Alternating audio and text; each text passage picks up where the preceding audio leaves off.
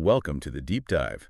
Today we're looking at something that probably popped up for some of you, an offer from BonusClaimsNow. They're promising a free $750 Amazon gift card. Sounds tempting, right? Yeah. Especially if you're in the US, UK, Canada, or Australia. But our mission today is to figure out why something that sounds, that good starts feeling a bit off almost immediately. Exactly. And for you listening, we want to give you some tools here. Think of it as a quick guide to spotting red flags. We're going to focus on really concrete things, structural stuff that just screams, well, untrustworthy when you see these big online promotions. Okay, so let's jump right in. First big thing our source material points out, the site's age, or a lack of age. BonusClaimsNow was only registered back in July 2025. Right. Super recent. Right. And look, a new website isn't automatically a scam, obviously. But when it's brand new, zero history, and bam, offering $750 across 4 countries, that combination, it's suspicious. Yeah, that scale feels off for something just starting out. Like they don't plan to stick around long enough to build a reputation. That could very well be the thinking, and it connects directly to what happens when you actually try to claim this thing, the user experience.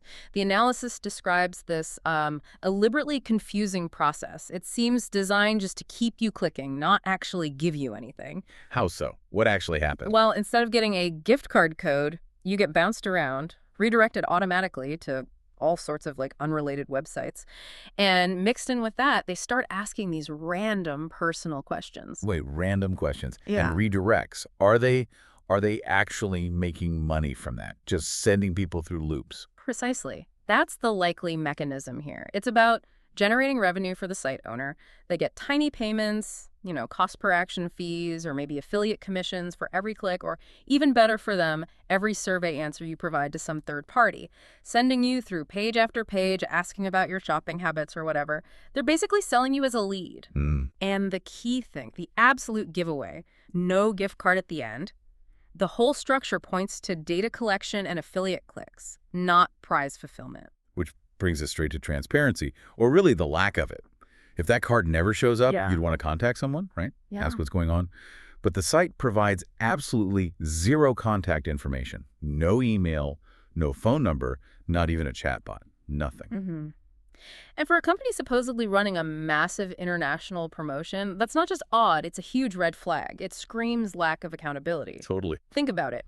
Any legitimate operation, especially one doing large-scale giveaways, needs a public face, a way to be contacted, a presence. BonusClaims.com, it has none of that required structure. You won't find them active on X or Facebook.